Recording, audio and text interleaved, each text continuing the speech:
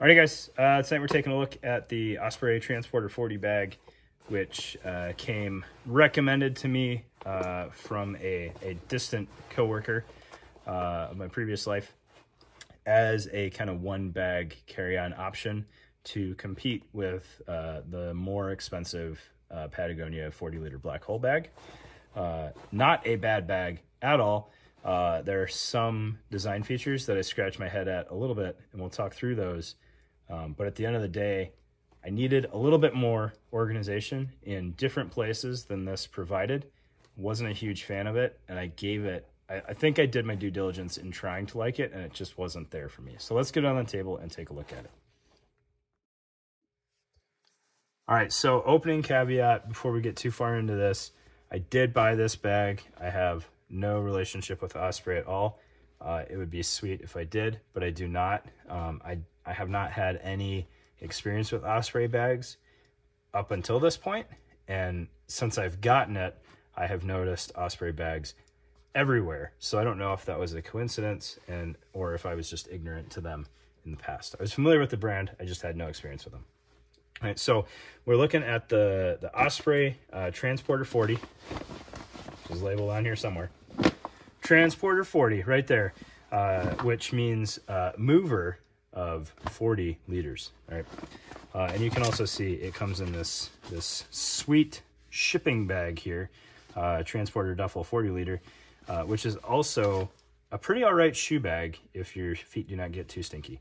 All right, so I always appreciate when they do that and throw in some sort of packing cube type thing, although nobody can hold a candle to the Eagle Creek packing cubes. Those are the best packing cubes known to man.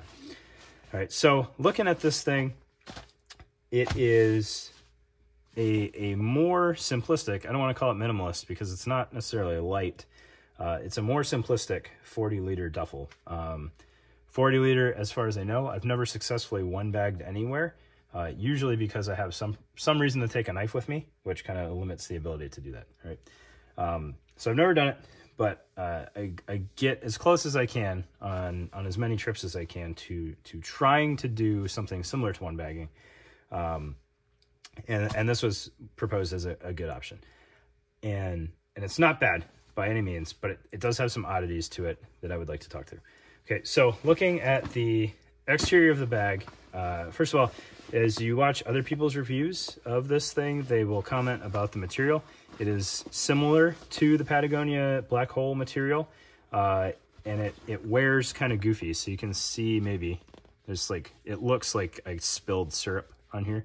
And that's just kind of how the bag wears. So as it rubs in your overhead bins and whatnot, this is a silly complaint that people make, but this material kind of like streaks, and it kind of wears out the like outer layer.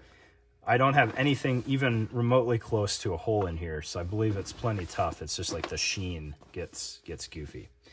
All right, so what I'm gonna do is zip this up and try to avoid jumping around too much on the features, because I either watched, like I said in the intro, I watched a older model get reviewed, or I wildly misunderstood what was going on with this bag, because it does have some very frustrating features to it depending on what you want to put in the bag. All right, so looking at the exterior, you have grab handles on all three edges of the perimeter. This fourth one is kind of on top, so you could portrait mode it.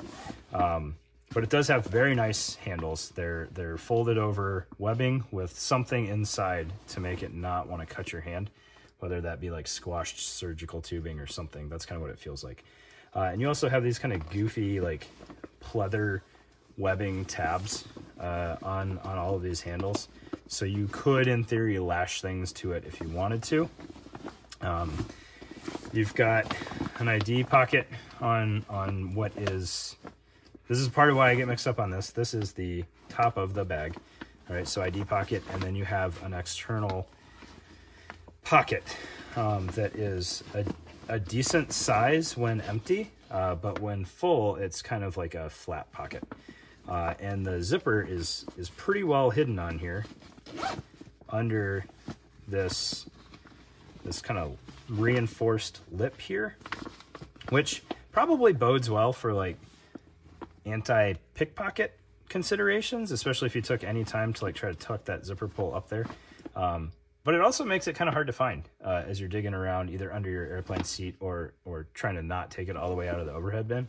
It's a little goofy, and it's always seems to be on the wrong end of the bag from whatever I'm trying to do at the time. Okay. Underside, nothing going on. And the reason why is it's kind of not really the underside, which is my biggest frustration with this thing, and I'll explain that in just a minute. And then you've got your clamshell opening here, which is also where your backpack straps get hidden. Oh my gosh, I've been looking for that cable. Your backpack straps hide in this pocket. When they are out, you don't have a pocket. You can't zip this up with the straps out. So this like super cool, really convenient document pocket exists, and it is at least pointing up, but you cannot close this. All right.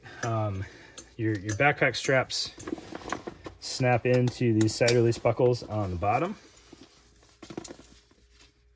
that are fairly well hidden. They are not obnoxious by any means. So if you're sticking this under a seat or in an overhead bin, like they don't snag on anything, assuming that you don't still have the straps out. The straps are incredibly comfortable. Huge fan of the straps. They work well. They're kind of on a yoke up here, so they don't try to go crazy wide or crazy narrow on you. There's plenty of adjustment in the length here. I think they're sewn very nicely. You've got an adjustable sternum strap that just slides up and down this rib, as well as, no dynamic ability of that. It is all fixed webbing, which I appreciate. I don't necessarily care for the stretchy sternum straps. But there's no duffel bag strap on here. It does not like one strap well if you just wanted to sling it over your shoulder. So you're kind of stuck using it as a backpack, which I could have sworn when I looked at the review for this thing, you had the option of either backpack straps or a duffel bag strap. I'm not a huge fan of duffel bags. Like I don't use them very often, but the one time that I kind of do want one is in the airport. And this one does not do that. All right. What is also odd about this thing is, in my opinion, the backpack straps are on the wrong side of the bag. So like I said, they are stored in the lid, which means you kind of have to pack this backwards from how you would just about any other bag on the market, as far as I know. Also, to readily access the contents of the pack, you need to, at a minimum, undo the sternum strap, which makes sense. Like you wouldn't take the backpack off and then re-secure the sternum strap. But if you want to like completely open this thing, you got to kind of keep the straps out of the way, right? But then, so what I was saying is, when you're using the backpack straps, the opening ends up being the portion up against your back. So when you're loading this thing, just based on how I have loaded other bags in the past, it's made sense to me that like, okay, I want to put, something rigid and flat on the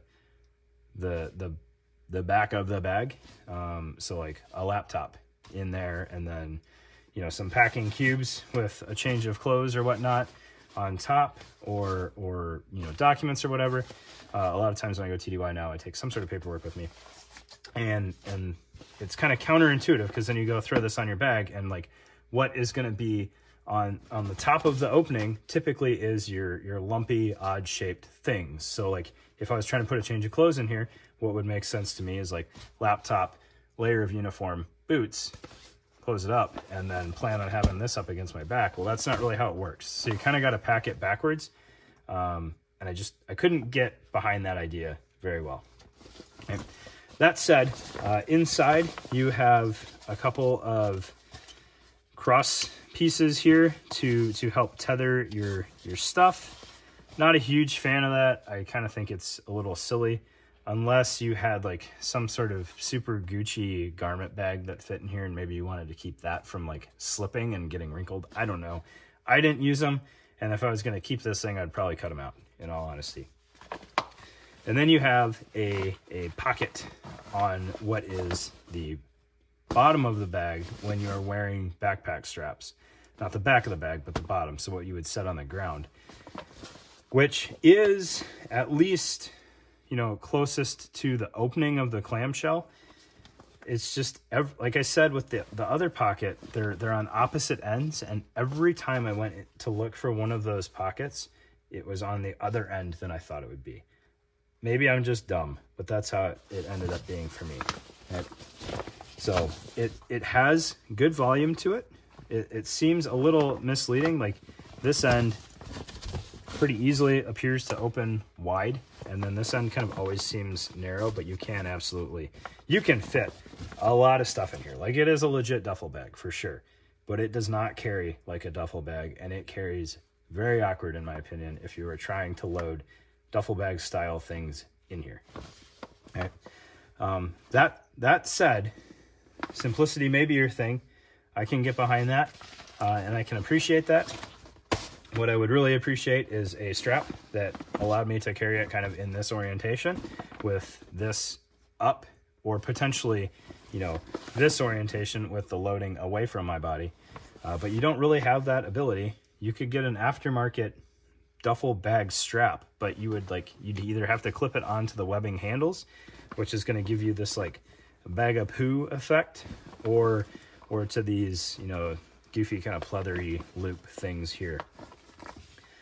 So I think what I ended up doing most of the time with this, the handful of times that I used it, was I just kind of dealt with like carrying it like a briefcase. I left the straps in the pocket, which is a little unfortunate because then I'm carrying backpack straps that I don't necessarily need or want.